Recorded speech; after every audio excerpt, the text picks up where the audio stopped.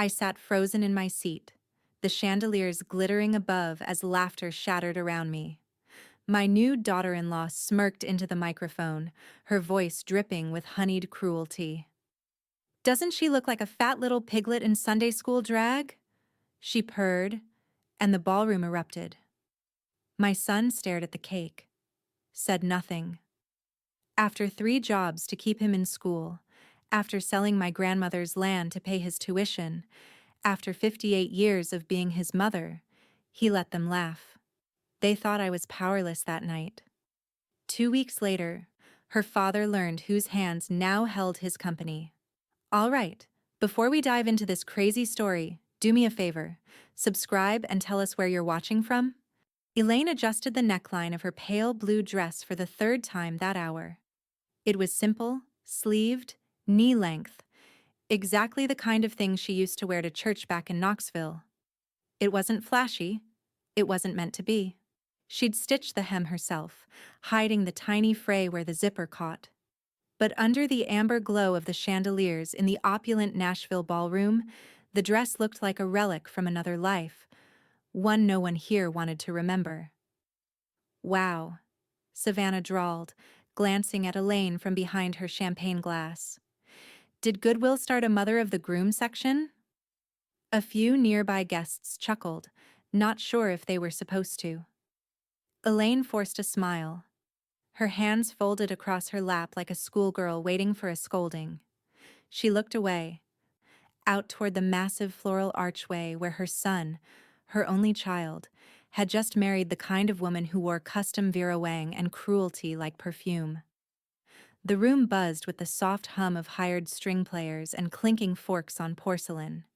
Waiters glided past in black vests, offering hors d'oeuvres with toothy grins and forced elegance.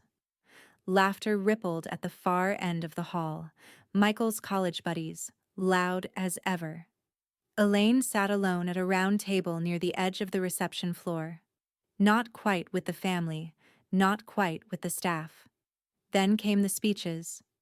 Michael stood awkwardly beside Savannah, both bathed in golden spotlight.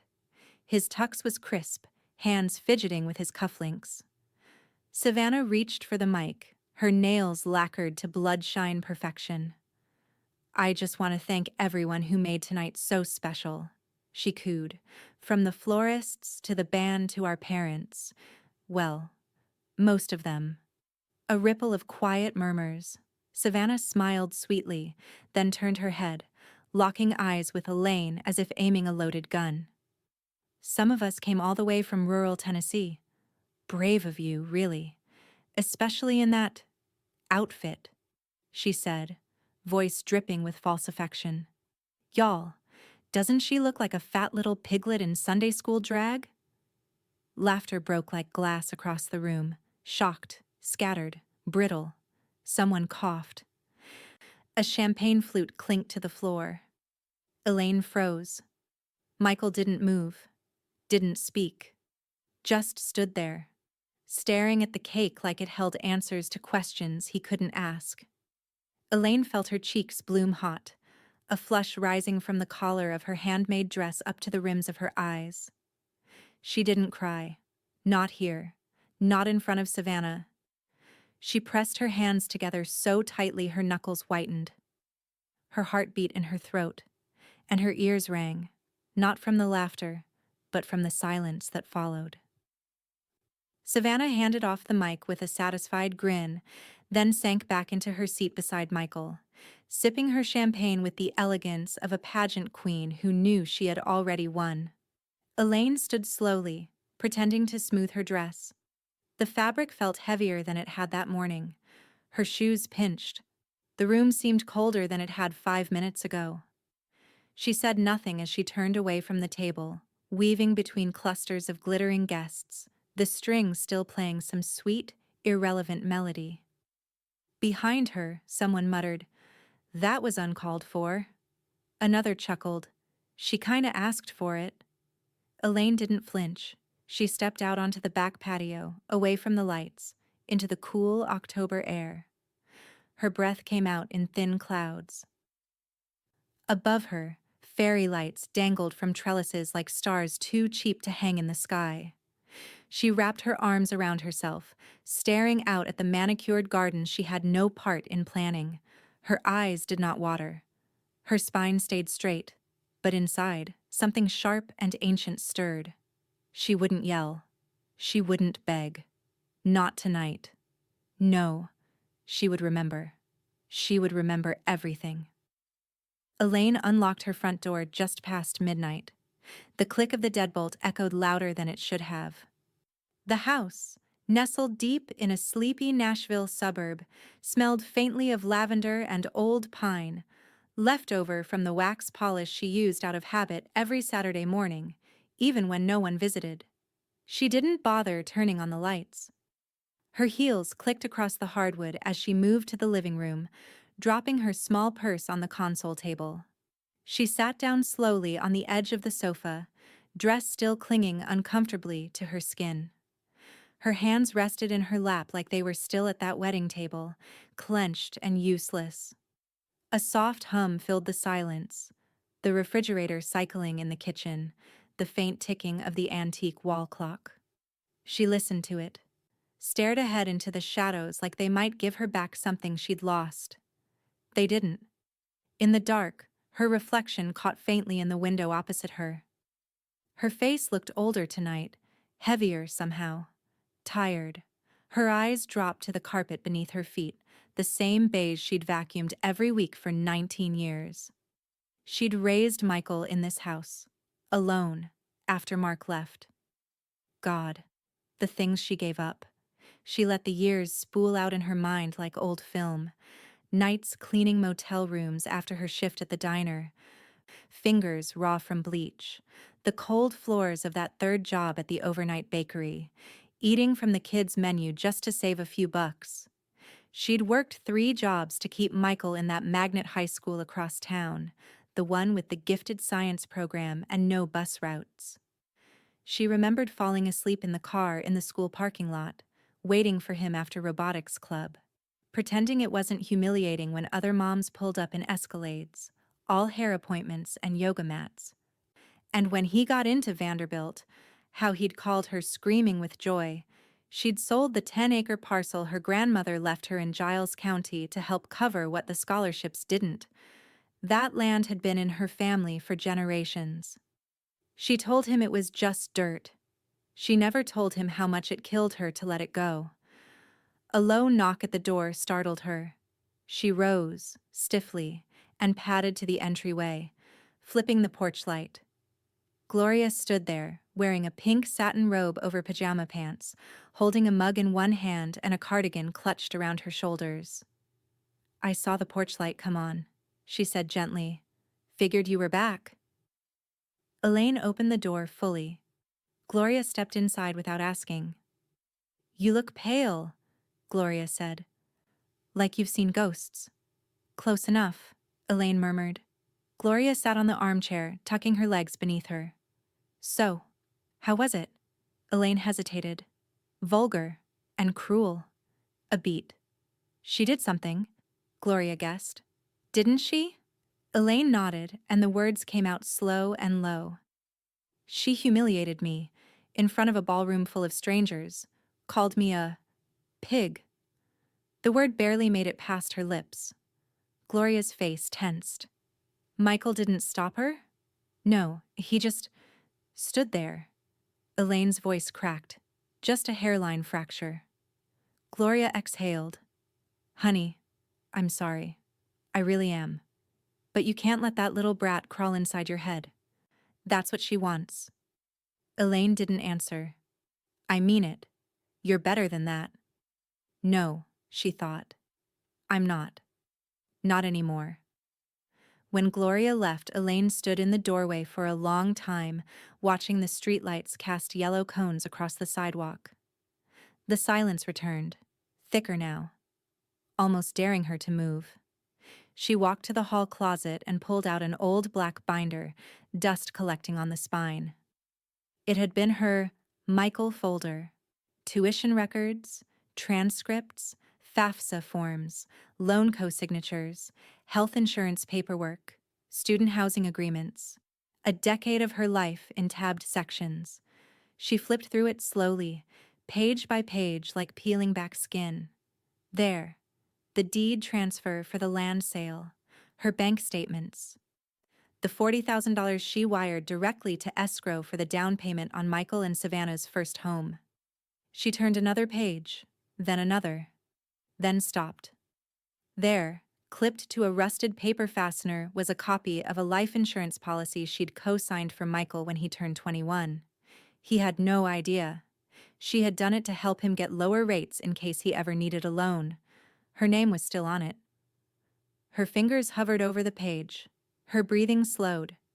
Something in her chest shifted, like a floorboard settling under the weight of a body that had stood still too long. She didn't cry. She didn't rage.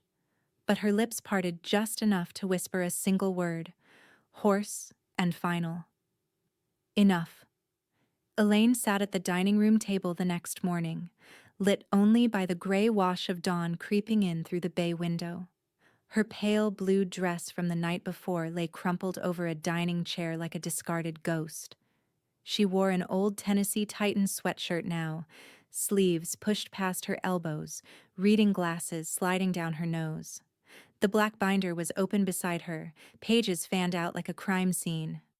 Beside it sat her old DIL laptop, slow, chipped in one corner, but still reliable. She tapped through spreadsheets, tabs, folders marked with years like battle scars, 2011, 2013, 2017. Her small portfolio was all there. She hadn't thought about it in years, not really. A modest collection of dividend-paying stocks, municipal bonds, a Vanguard account her husband had opened before he died. Back then, they called it just-in-case money, a rainy day nest egg. Well, the storm had come. She scrolled through a 5-year chart, watching a green line rise in slow, patient inches. It wasn't flashy, but it was solid and unencumbered. She pulled a legal pad toward her and began scribbling. Balances, margins, assets she could liquidate without penalties. She double-checked her cost basis like muscle memory. Her pen moved like it had 20 years ago when she still handled payroll for Mark's drywall business before cancer hollowed him out. And just like that, a voice came back. His voice, warm and low, floating through her memory. Smart people don't win fast. They win quiet, slow. Boring wins wars, Lainey. She paused, fingers trembling lightly against the pen. God, Mark, she whispered. You always saw this in me, didn't you? The clock ticked behind her. Her breath steadied. She turned back to the laptop and clicked open her email.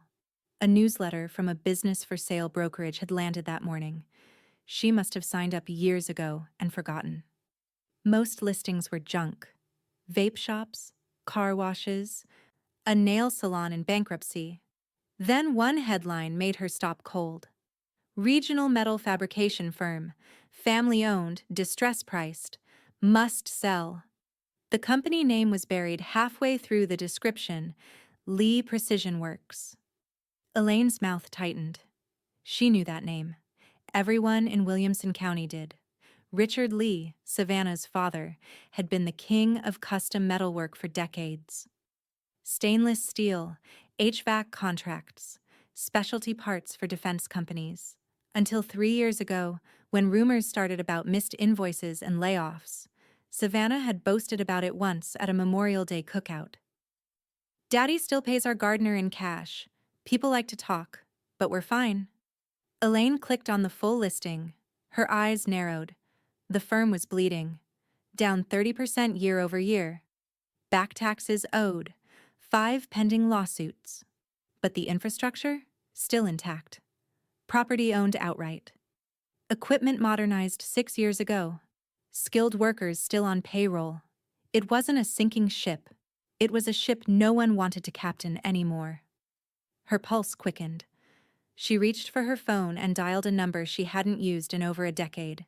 Mr. Harris looked exactly the same, gray hair combed neatly back, trim black suit, silver cufflinks, and that same slow, precise cadence he'd used when drafting Mark's will. He glanced at the printouts Elaine had laid out on his desk: spreadsheets, property data, financial statements from Lee Precision, and handwritten notes in tidy cursive. He leaned back in his chair, blinking. "I have to say," he murmured, "this is unexpected." Elaine arched a brow. "Because I wear clogs and clip coupons?" "Because you've never come to me with blood in your eyes before," he replied evenly. She smiled, just barely. "I'm not interested in vanity investments," she said. "This isn't about getting my name on a building. I want control, voting shares, a stake large enough to restructure." Harris adjusted his glasses. "You'd have it. Richard Lee's been quietly shopping the company for over a year. 2 buyers dropped out. He's desperate, and that daughter of his isn't bailing him out." Elaine's gaze flicked up. "Good." He paused. "I should warn you. It'll take most of your liquidity. You'll be stretched thin." "I've lived stretched thin," she said calmly. This? This is the first time I've breathed in months." Harris watched her for a long moment. "You're not doing this for profit," he said quietly. "No," she replied, tucking a loose strand of hair behind her ear. "I'm doing it for memory." Silence filled the office like a loaded chamber. And then, finally, Elaine smiled. Not politely, not for show. It was slow, sharp, and entirely real. 2 days after the wedding, the whispers began to drift like smoke. At the Piggly Wiggly, down near Nolansville Road, Elaine noticed the stares first, quick glances from behind carts and magazine racks. Women who had once smiled in line now lowered their voices when she passed, as if scandal could rub off with proximity. In the produce aisle, she reached for a bag of pink lady apples. Over near the pears, 2 women stood shoulder to shoulder, one with frosted bangs and the other with a phone tucked between cheek and shoulder. "I heard she didn't say a word. Just stood there," one murmured. "Savannah called her a pig, right?" the other asked. "And in front of everyone?" Elaine didn't flinch. She didn't even pause, just dropped the apples in her basket and kept walking. But in the freezer section, it happened again. "She's the mother, for God's sake. No self-respect, just sitting there like a lump. Pitiful." The words sliced cleaner than any knife in her kitchen drawer. She waited until she was outside, in the driver's seat of her Camry, before letting herself feel the burn. Her hands gripped the steering wheel until her knuckles paled, and for one stupid second her throat clenched hard enough that tears threatened to surface. But they didn't fall. Instead, her mouth settled into a tight line. "Let them whisper," she thought. "They'll be screaming soon enough." At home, Gloria was already waiting on the porch, arms crossed and purse slung over her shoulder like a rifle. She didn't say hello, just nodded toward the car. "You hear it too, huh?" Elaine nodded once. "The whole damn town's playing telephone." Gloria sighed, stepping inside with her. "You know what I say to people like that? Bless their hearts and get the hell out of my way." Elaine gave a dry, almost hollow laugh. "That only works when you don't feel it." "You're feeling it," Gloria said, "because you gave Michael everything, because deep down you wanted a thank you. Or at least, not this." Elaine poured coffee into 2 chipped mugs. She didn't speak for a moment, but her hands were steady. Gloria looked her over. "You look calmer than I expected." "I'm not calm," Elaine said, sitting. I'm calculating." Gloria blinked. Elaine's eyes didn't waver. "Let them laugh. Let them pity me. I hope every one of them forgets I'm here." That night, the sound of cicadas buzzed through the open kitchen window as Elaine sat at the table, surrounded by papers like a general before battle. The balance sheets were no longer just numbers, they were blueprints. Ammunition. Her pen hovered over an expense chart circling red ink. Not hers, Lee Precisions. She had already found the inefficiencies. Overpaid middle management, duplicative supplier contracts, underutilized assets collecting dust. If she could trim the fat, cut bloat, liquidate the secondary warehouse, she could turn the company within 18 months. It wasn't just possible. It was inevitable if the buyer had vision, hunger. Elaine did. She leaned back in the wooden chair and stared at the ceiling, the hum of the fridge blended with the low creak of the house settling around her. They thought she was broken. They thought she was some soft, wounded thing licking old scars. They had no idea. Elaine picked up her phone and texted Mr. Harris 2 words. "Let's move." She stared at the screen, heart drumming like it used to before final exams or the birth of her son. Except this wasn't fear. It was readiness. The elevator doors opened with a hiss, spilling Elaine into a corridor of glass and marble. The downtown tower was quiet at this hour, too early for the lunchtime rush, too late for the overnight cleaning crew. Every footstep echoed like a coin dropping down a well. She straightened the collar of her blazer. It wasn't expensive, JCPenney clearance, but it was pressed crisp, a silent flag of intent. Her palms were dry, her eyes steady.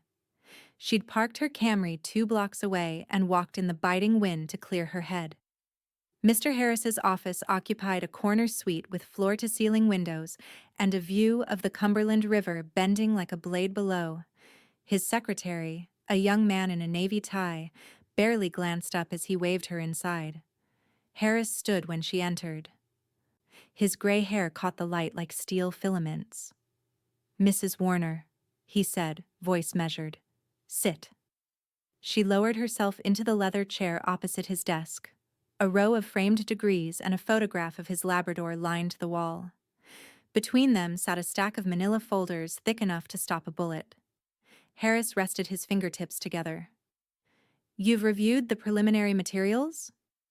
Elaine nodded. "I have." "Good." He leaned forward. "What you're proposing isn't an investment. It's a takeover. Clean. Surgical. But not gentle." Elaine felt her stomach lurch, a small wave of vertigo. She'd never bought anything bigger than a used car, never signed papers with zeros stacked like soldiers. She drew a slow breath, anchoring herself with the smell of leather and coffee. "I understand," she said. He slid a folder toward her and opened it with a snap. Charts, org structures, voting rights. He tapped a paragraph with his pen. "Here's how it works. You buy a controlling block of the company's secured debt at a discount. When the inevitable default triggers, you convert to equity. Force a board vote.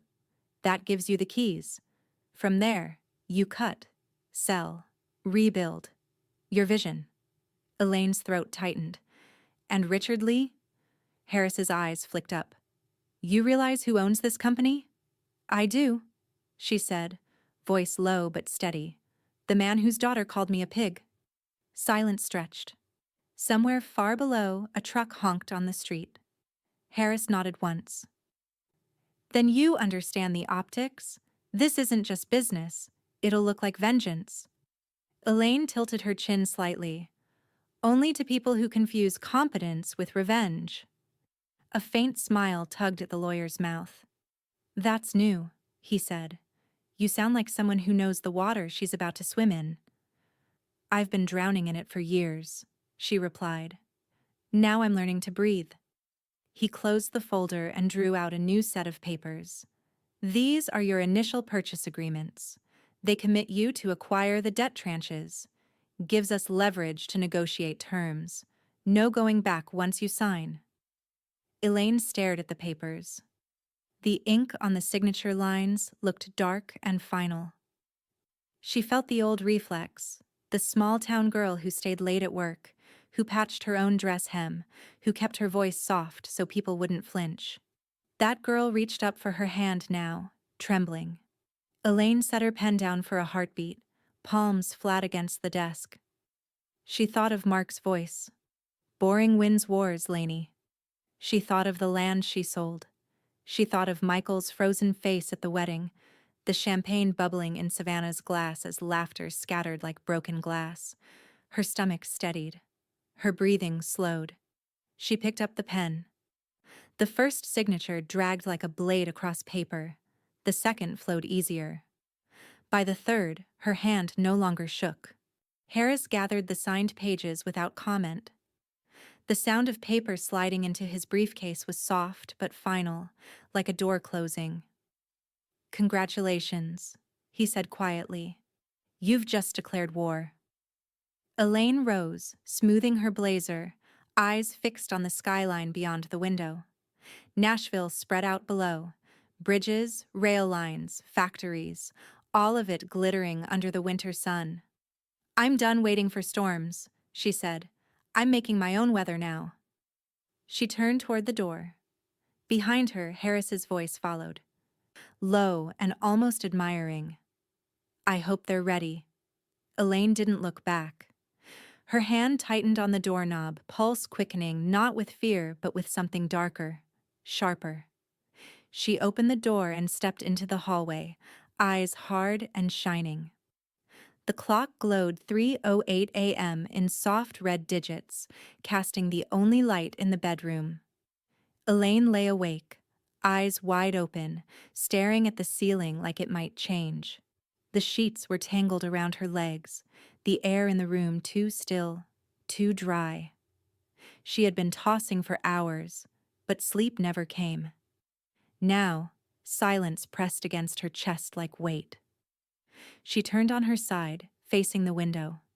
Outside, flakes drifted slowly past the streetlight, lazy and perfect. Snow in early November. Nashville didn't get many like this. She used to love snow, used to crack the windows open just enough to smell the cold while Mark snored beside her. Used to wake Michael up early so he could see the yard before it got tracked with muddy boot prints. She used to feel safe at this hour, like the world had paused long enough to let her rest. But tonight, that peace had a shadow. The signed documents were still in her bag, tucked under the desk in the hallway. Legally binding, financially final, emotionally loaded. She had made the call, drawn the line, walked into the water. But now, in the dark, it suddenly felt real in a different way.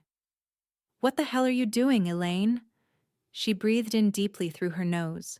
The air smelled faintly of linen and lemon cleaner. Familiar. Harmless. It didn't match the chaos humming beneath her ribs. She sat up slowly and swung her legs out of bed. The house creaked around her as she moved through the hall barefoot, fingers trailing along the wallpaper. She stopped at the kitchen, poured herself a glass of water, and sat at the table in the dim glow of the microwave clock. For a moment, all the strength drained from her spine. "You're not built for this. You're not a shark. You're a schoolteacher's daughter from Pulaski. You clip coupons and bake casseroles and say thank you even when people spit in your face." The self-doubt curled up like smoke in her throat. What if you lose everything? What if they laugh again? What if this is just one big pathetic overreaction? She closed her eyes, and there it was again. Savannah's face, just behind her eyelids. That smirk, sharp as a blade, champagne glass tilted in one mocking hand. She looks like a fat little piglet in Sunday school drag. Elaine's chest tightened. Her knuckles whitened around the water glass. Then a floorboard groaned. She turned. Gloria stood in the hallway in flannel pajamas, robe hanging open, arms folded. "You okay?" she asked softly. Elaine gave a small, humorless smile. "Just thinking. Dangerous hobby at this hour." Gloria stepped into the kitchen and pulled a mug from the cabinet. "Tea?" Elaine shook her head. Gloria filled the kettle. The silence stretched out between them, warm and worn. "You doubting yourself?" Gloria asked without looking over. Elaine didn't answer. "That's a yes," Gloria said, turning back. "You think this is about pride or revenge. Maybe it is. A little. But that's not the point." She sat across from Elaine, mug cradled between both hands. "You've been invisible for years," she said. "You gave that boy your blood, your sleep, your damn inheritance. And the second you weren't needed, they made sure you were embarrassed and erased in the same night." Elaine looked at her. "This isn't petty," Gloria said, voice low.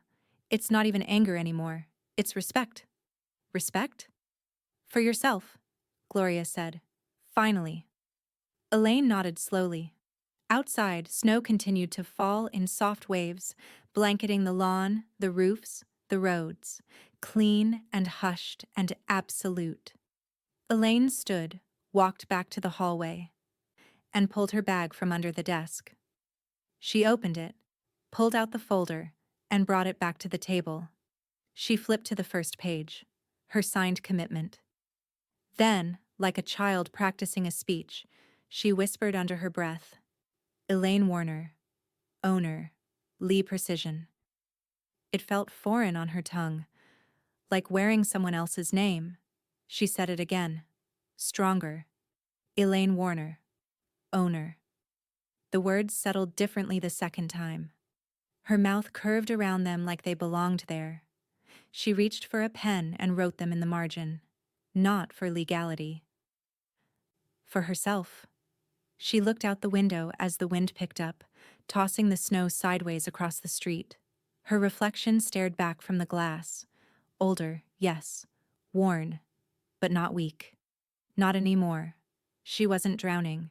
She wasn't waiting. She was rising. The Lee Precision Holiday Gala was always a spectacle. Hosted at the Belmead Country Club, it glittered with the kind of excess meant to distract. Champagne pyramids, ice sculptures shaped like eagles, string quartets tucked into corners like decor.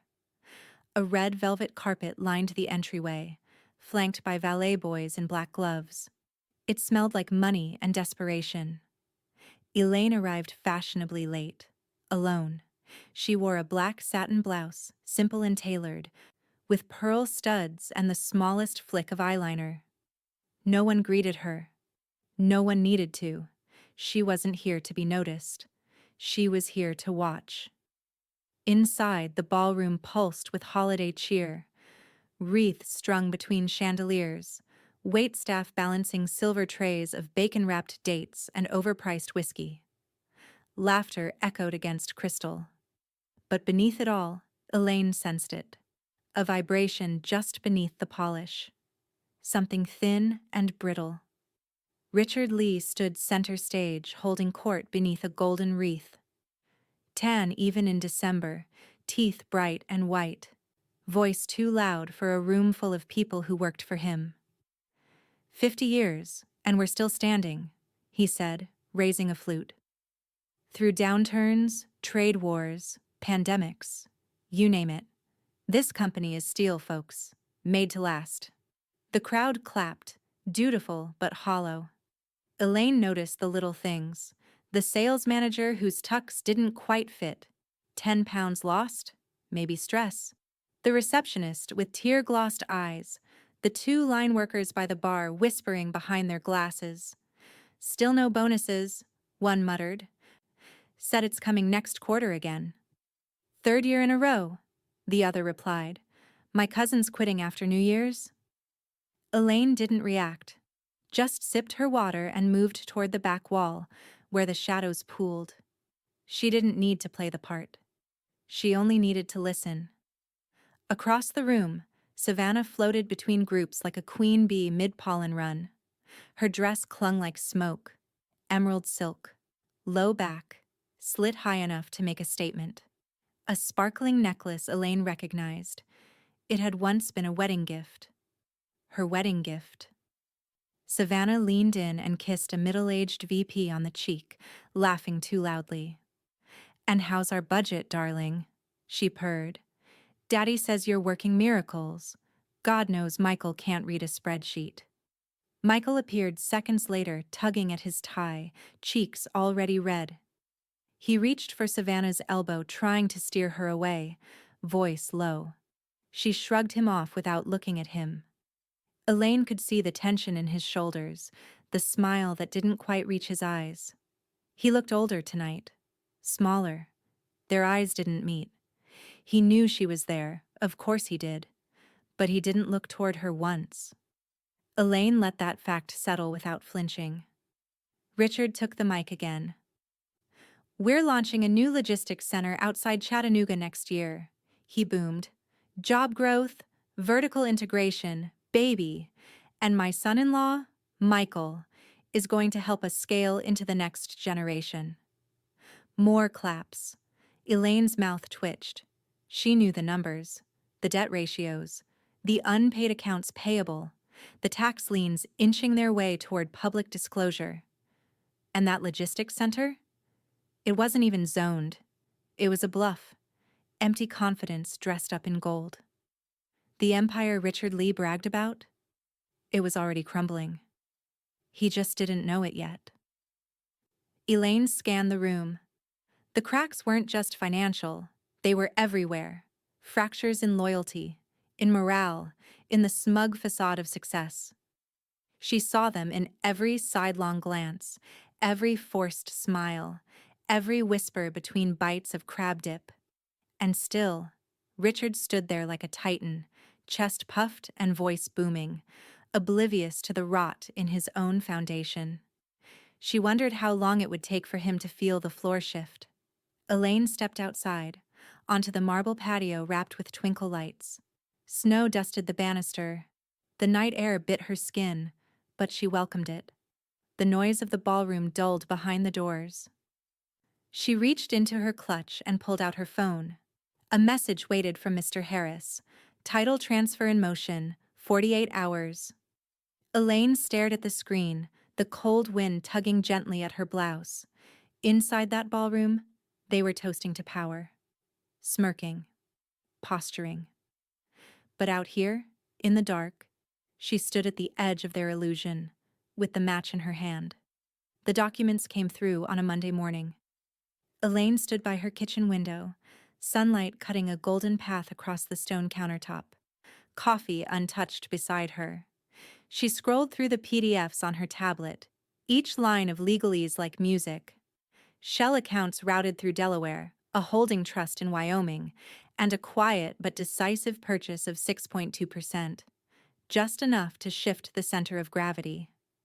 She hadn't needed a majority, just the right 6.2%. At Lee Precision's next board meeting, the vote on the annual budget package turned, unexpectedly, against Richard. 3 abstained.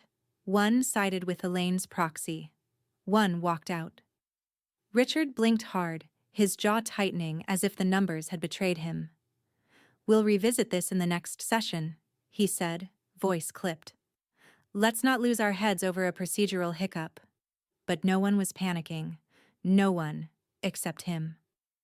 Elaine, sitting in the back corner, didn't speak. Didn't move.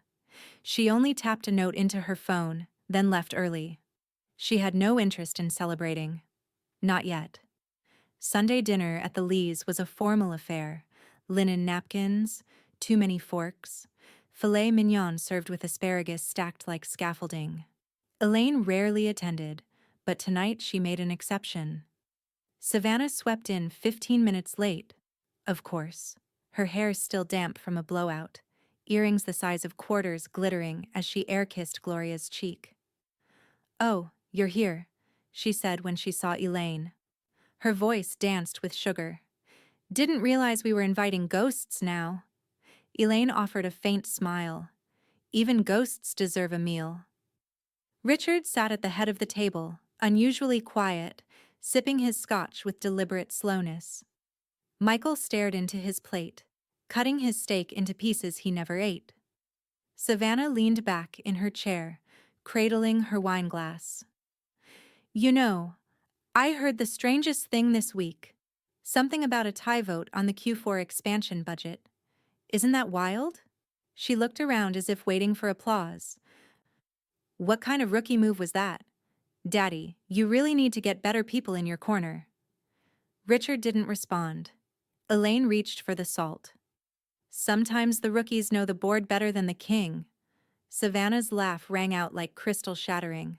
Oh, honey, if that's you trying to sound dangerous, I'm terrified. Elaine turned to Gloria. The roast is excellent. Gloria nodded slowly. It's from the butcher on Harding Pike. Same one since '98. She hesitated, her fork hovering midair. Elaine, are you sure this is what you want? Elaine met her gaze. Revenge? Gloria asked. Is that really enough for you? Elaine's smile was small. Still, revenge is the appetizer. She didn't say what the main course would be. By Wednesday, the filings had gone public. SEC Form 13D. Bland on the surface, names of LLCs, acquisition details, equity structures. But for those who knew how to read it, the implications screamed. Elaine Madison controlled 22.8% of Lee Precision through 6 separate vehicles. And for the first time in 40 years, Richard Lee did not have a controlling interest in the company he founded. The news hadn't broken yet. The story would take a day or two to surface. Buried in business pages? Probably. But the power had already shifted. Quietly. Permanently. Elaine sat alone in her study that night, the fire in the hearth flickering low. Outside, the wind curled around the eaves. She reread the transfer documents one last time.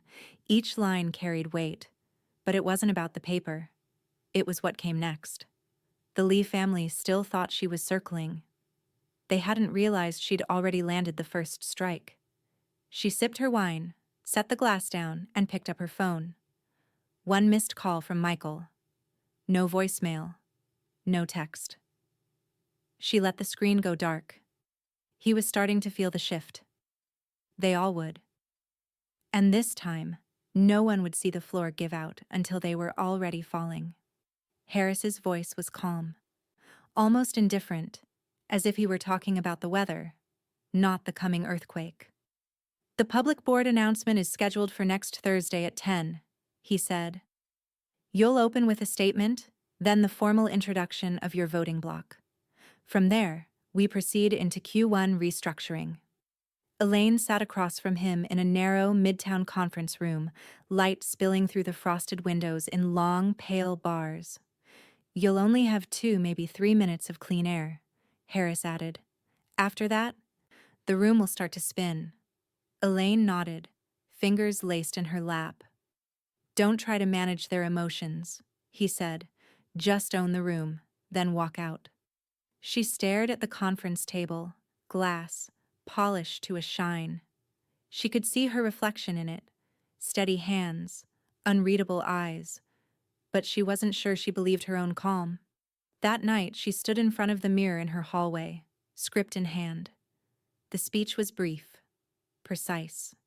It said everything it needed to without apology or explanation, and still, her throat locked halfway through. She started again, then again. By the 4th try, her hands were trembling, not from fear, but from the weight of it. This was the part she hadn't prepared for, the moment before, the moment when it was still quiet, when the world hadn't caught up yet. She looked at her own reflection, her face, her name, the woman they tried to turn into a footnote. Not anymore, she whispered. On Friday, Savannah posted a photo on Instagram from what appeared to be a rooftop brunch in Soho. The caption read, "Celebrating legacy and real money. Not all relatives make the cut." Below it, a stream of heart emojis and compliments stacked like confetti. Elaine didn't even have to click the comments to know the subtext was deliberate. A cropped shot of Savannah's wrist showed a Cartier watch that had once belonged to Gloria. In the corner, partially obscured by a glass of rosé, sat a woman who looked vaguely familiar, a former Lee Precision board member, if memory served. Elaine let the phone fall into her lap. The mask was still on. They were still pretending. Let them. The text came after midnight.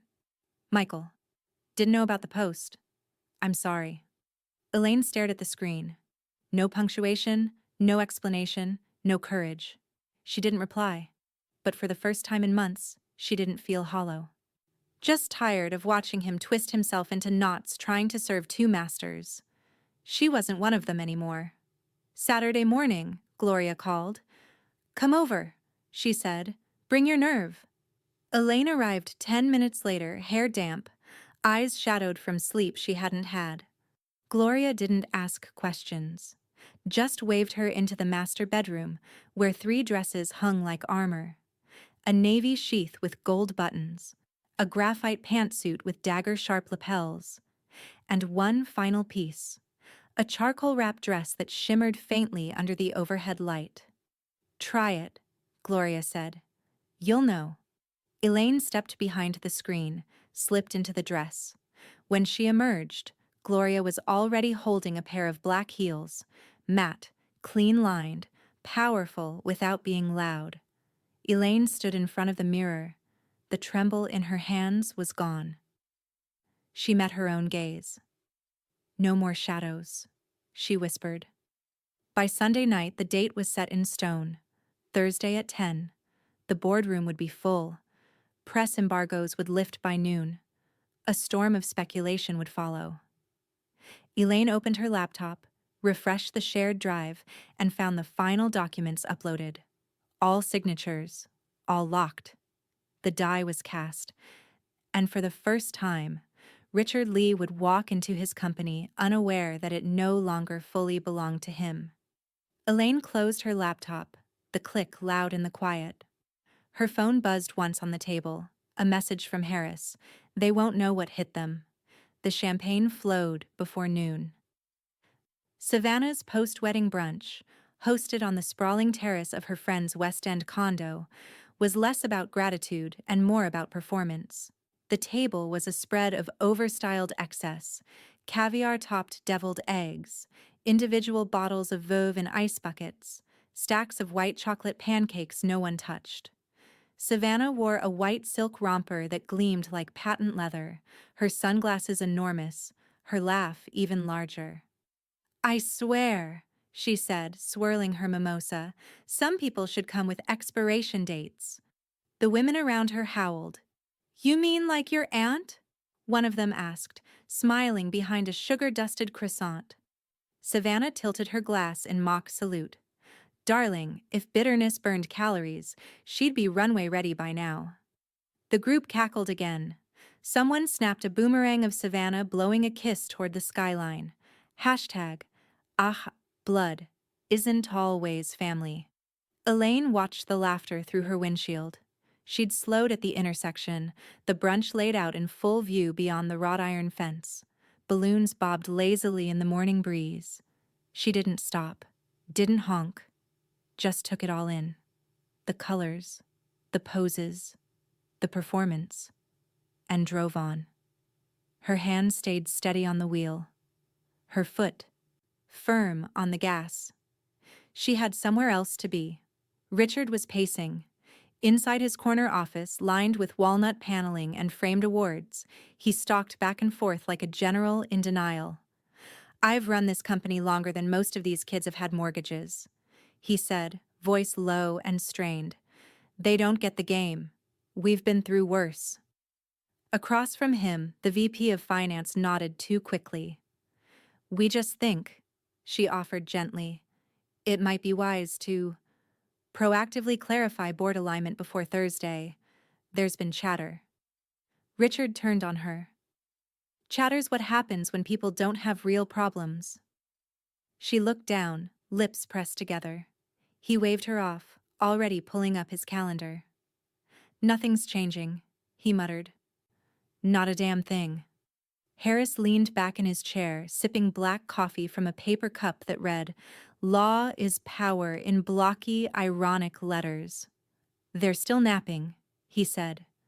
Elaine sat across from him, coat folded in her lap, hair pulled back in a clean, deliberate twist. "He's going to spin it," she said. "Frame it as market turbulence or internal disagreements. He'll throw someone else under the bus before he admits he's bleeding." Harris smiled faintly. "That's the good news." Elaine raised an eyebrow. "He's still playing defense," Harris said. That means we're not just ahead. We're invisible. Elaine didn't answer. Her eyes were on the glass door, watching as a delivery man rolled past with a dolly stacked high with paper reams. She could already hear the click of the press release headers, the whispers in the finance blogs, the slow, inevitable unraveling. Not yet, but soon. That night, Elaine sat at her kitchen table with the speech draft open in front of her. Red ink cut through each line like a scalpel. She crossed out entire paragraphs, rewrote phrases, deleted anything that smelled like sentiment. This wasn't about eloquence, it was about clarity, about impact. She paused, fingers tight around the pen, as Savannah's words echoed again in her mind. Some people should come with expiration dates. Elaine closed her eyes. The insult didn't sting anymore. It burned. And in the burn, she found precision. She started rewriting again, each word cleaner, harder, colder. She didn't need their validation. She needed their silence when it hit. By Tuesday, her calendar was cleared. No more calls, no more check-ins. Just a stretch of 48 hours wrapped in silence and steel. The wrap dress hung ready in her closet. Her heels waited on the mat by the door. Outside, Nashville glimmered with the first notes of fall, the trees flaring orange, the air sharp, urgent. Elaine stepped onto her balcony, watching headlights crawl down West End Avenue like a slow-moving tide. Her phone buzzed once, a news alert. Rumors swirl at Lee Precision ahead of Q1 board review. Major shakeups expected. She didn't smile, didn't blink. Instead, she turned back into the apartment, shut the balcony door, and pulled the curtains closed behind her. The elevator dinged like a starting bell. Richard Lee stepped into the hallway of the executive floor with his spine straight, cufflinks gleaming, and the easy arrogance of a man who still believed the kingdom bore his name. He nodded at the receptionist without seeing her, said nothing to the assistant jogging to keep up. Inside his chest, an engine running too hot. Outside, cool, composed, commanding. The boardroom doors were already open. He walked in first, 12 leather chairs, 11 filled. He greeted them like a god. "Let's keep this one quick, shall we?" he said, tossing his phone onto the table and cracking his knuckles. "I've got a call with Sol in an hour." They smiled. Some nervously, others out of habit. Only two looked past him, toward the open doorway. Elaine stepped in. Not behind him, not beside him, behind Harris, silk-wrapped, composed, silent. Richard turned, his mouth parting mid-sentence as his eyes caught hers. His smirk didn't falter immediately, it just faltered too late. She didn't wait for an invitation. She moved to the head of the table, not the far end, where Richard always sat. The head. And when she reached it, she paused, met every pair of eyes, let the silence stretch, taut as piano wire. Then she pulled out the chair and sat. Harris placed a slim black folder in front of her, spine up. Elaine opened it slowly, deliberately. Inside, a single printed page, short, precise, final. Her voice cut the air clean. "As of this morning," she said, "I represent a controlling interest in Lee Precision Holdings." A flicker ran through the room, gasps cloaked as throat clears, shifting posture, eyes darting between papers and screens. "No, you don't," Richard's voice sliced through. He was already half standing, hands flat on the table. Elaine looked at him. "I do. You can't." "You missed the 13D filings, didn't you?" Harris said, tone almost bored. "They've been public since last Thursday. She now holds 22.8% through 6 separate entities. And with the shift in proxy support," he gestured casually to the room, "you're outvoted." Richard blinked. "Wait, what proxy support?" One by one, executives lowered their eyes. 2 looked guilty. 1, relieved. Only the VP of Finance met his gaze head-on. "I didn't vote," she said. "I abstained." "You said you were with me." "I said I'd think about it." Richard looked around, his voice rising. "We have procedures. This isn't how any of this works. This is a coup." Elaine didn't flinch. "It's a rebalancing. You don't know this company." "I know the debt sheet better than your CFO. I know your distribution centers are 3/4 behind on compliance. I know you haven't paid the New York warehouse vendors since June. And I know," she added, turning the page, "that the federal tax lien on your commercial property in Smyrna becomes public record next week, unless someone settles it." A pause. "You left the door wide open, Richard." He looked around again, searching the faces for an anchor, some flicker of outrage, loyalty, anything. But what he found was fatigue. They were tired. Of the bluster, the denials, the fear. Elaine leaned forward, voice low but unshakable. "You work for me now." The room froze. Even the air seemed to pause. Richard stood motionless, lips parted, fingers twitching by his side. Harris slid a copy of the ownership agreement across the table toward him. No one reached for it. Elaine didn't blink. "I'll give you the dignity of deciding how this story ends," she said. "You can stay, or step aside. Either way." She closed the folder. "This is already done." It started with the doorbell. Not a knock, too timid. Not a pound, too furious. Just one press. Firm, direct. Elaine glanced up from her book. Silence humming in the living room like a second heartbeat. Outside, the sky was the color of metal, clouds sitting heavy over Nashville. She set her tea down, rose slowly, and opened the door. Savannah stood there, raw and unpainted.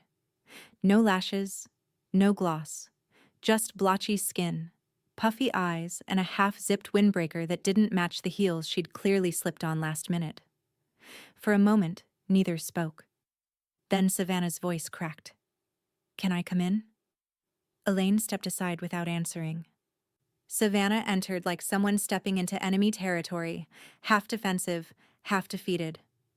Her eyes scanned the room like she expected to see trophies mounted on the walls. Elaine shut the door and walked into the kitchen. "Tea?" Savannah didn't answer. Elaine poured anyway. They sat across from each other at the kitchen island, one in a crisp robe, the other unraveling by the second. Savannah didn't touch her tea. "My father's ruined," she blurted. No build-up, no mask, just a plunge straight into the wound. "Do you get that? He's ruined. The press is circling.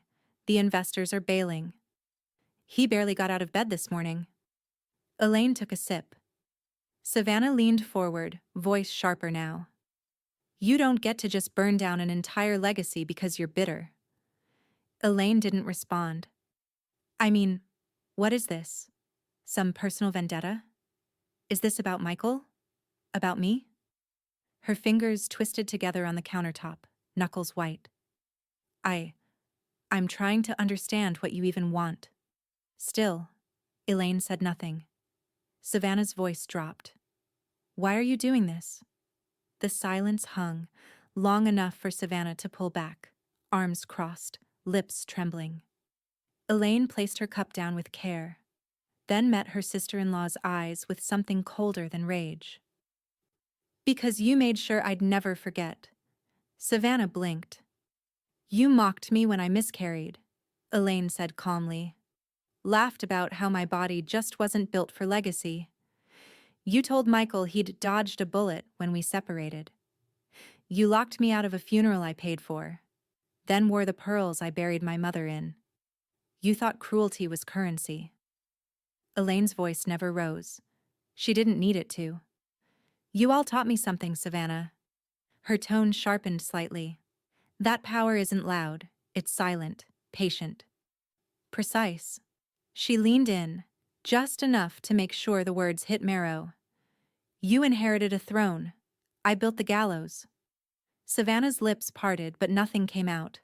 Not even tears. Just a slow, Shaky inhale. Then she stood abruptly, knocking her untouched tea across the counter. It spilled in a pale arc, dripping onto the tile below. She didn't apologize, didn't look back. She walked to the door, yanked it open, and vanished into the cold gray light. Elaine didn't move for a full minute. Then, slowly, she picked up a towel, cleaned the spill, and rinsed the counter. By the time she finished, the only trace of Savannah's visit was the faint echo of her perfume, expensive, over-applied, and fading. She poured herself another cup of tea, sat down again. The weight that had wrapped around her for years, those whispered insults, the sideways glances, the social exile that never had a name, was gone, evaporated. She'd confronted it, not with a scream, not with a slap, but with the truth. And that truth had sent Savannah fleeing. Elaine closed her eyes for a moment, not to rest, to feel it, the stillness, the shift, the undeniable clarity of finally holding the high ground. By Thursday afternoon, the news was everywhere. Not the details, those were still buried in filings masked behind shell corporations and quiet votes, but the headline moved fast.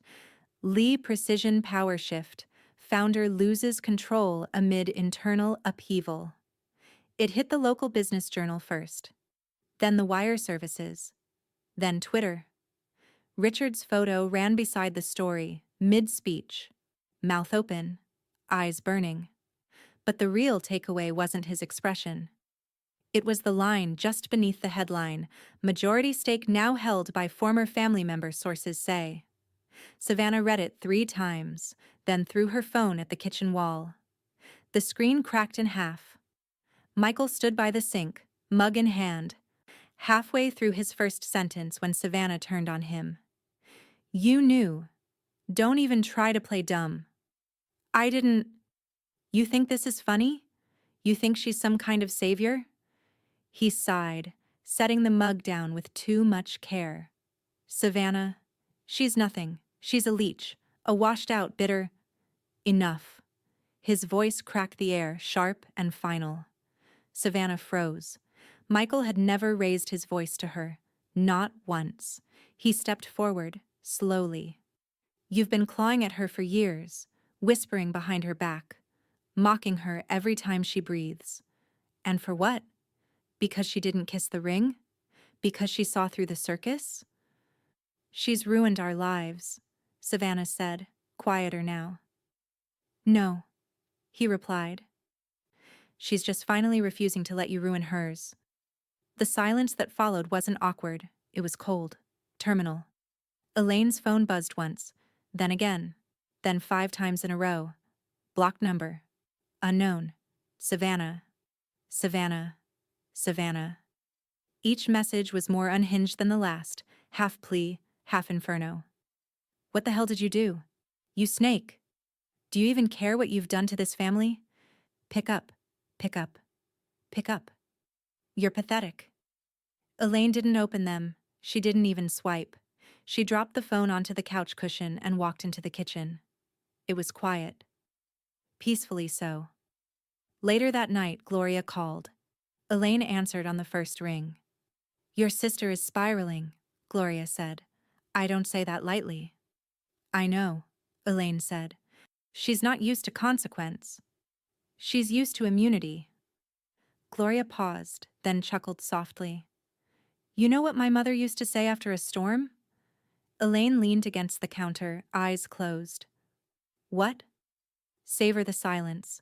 The noise always finds its way back." Elaine smiled. "Just barely." "I'm trying." On social media, Savannah's feed turned quiet. The brunch photos stopped. So did the hashtags. Her once constant likes and fire emojis dwindled to a trickle. Stories that used to brim with swipe-up links and branded tags now sat empty. And the group chat. The one with the rooftop girls, the wine-stained influencers, the women who always said, "We ride at dawn," in jest, began to answer her with fewer words. or not at all. Savannah noticed. She scrolled back through weeks of photos, reading captions she no longer believed in, comments that now felt performative. And for the first time, she wondered, had they ever truly backed her? Or had they just backed her father's last name? Elaine walked barefoot across her living room floor, wineglass in hand, the wrap dress now hanging in her closet like a retired sword. She stood by the window. Nashville glowed below, all amber streetlights and motionless rooftops. She could still feel it, what had happened in that room. The way the air shifted when she sat at the head of the table. No one had called her Mrs. Madison. No one had called her ex-wife. They'd called her ma'am. Respect, at last. Earned. Taken. She sipped her wine, a slow breath rising in her chest. It wasn't joy. Not yet. But vindication? That was blooming now. Sharp and cool and unmistakably hers. The knock came late, just past 8 when the sky was already bruised purple and the cicadas outside Elaine's window had quieted. Not the doorbell this time. Just 3 steady raps. Elaine opened it slowly. Michael stood on the porch, alone. No blazer, no tie. Just a gray Henley and jeans, looking younger than he had in years, and older than he should have. His eyes were bloodshot, his hands stuffed deep into his pockets like they didn't know where else to go. "I should have come sooner," he said. Elaine stepped aside. This time she didn't offer tea. He sat on the edge of the couch, spine too straight, like a man waiting for a verdict. Elaine stayed in the armchair by the window, arms folded loosely, one leg crossed over the other. "I didn't know how bad it had gotten," Michael said quietly. "With her. With everything." Elaine tilted her head. "You knew enough." He paused, searching for the words. "I told myself staying quiet was neutral, that I was keeping peace. But silence isn't neutral, is it?" Elaine didn't answer. Michael exhaled hard, rubbing his hands over his face. "Savannah." She twisted everything. Every fight. Every conversation. She made me feel like I had to pick a side. And I always picked wrong. "She didn't make you," Elaine said, voice even. "You let her." Michael looked up. "I know." A beat passed. "I know I failed you. As a husband. As a friend. As a decent human being. You were isolated. Humiliated. And I just stood there." The silence that followed wasn't cruel. It was earned. "I can't take it back," he said, "but I want to fix it. Whatever I can." Elaine looked at him for a long time. "Respect isn't a favor," she said. "It's not something I give because you're sorry. It's built. Choice by choice. Word by word." Michael nodded. "Then I'll build it. However long it takes." He meant it. She could see that now. Not in the words, but in the way he didn't beg. Didn't demand. He was finally sitting in the weight of his own damage. There was something honest in that. From the hallway, a soft sound, a footstep. Gloria. She didn't enter the room, just leaned lightly against the archway, watching. Her arms were folded across her chest, but her eyes were soft. Elaine met her mother-in-law's gaze briefly. Neither spoke, but they didn't need to. Gloria gave a quiet nod, then disappeared again, the floorboards creaking gently behind her. Michael didn't notice. His eyes were locked on his own hands. Elaine stood, walking slowly to the window. The streetlights outside flickered to life one by one, casting long, pale reflections on the glass. She didn't turn back to face him, but her voice was steady. "I didn't do all this to win you back. I know. I did it to remember who I was before you all tried to rewrite me." Michael stood. "I see her now," he said. "And I'm ashamed I ever forgot her." Elaine turned then, not with forgiveness, but with clarity.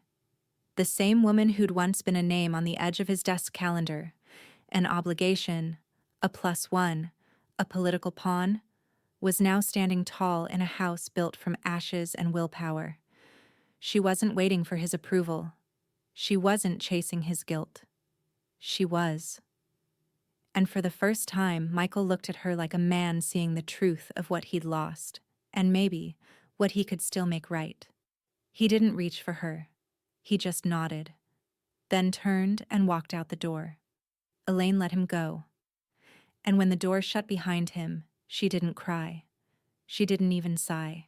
She simply walked back to her chair, sat down, and let the silence settle around her like armor. Control wasn't a crown.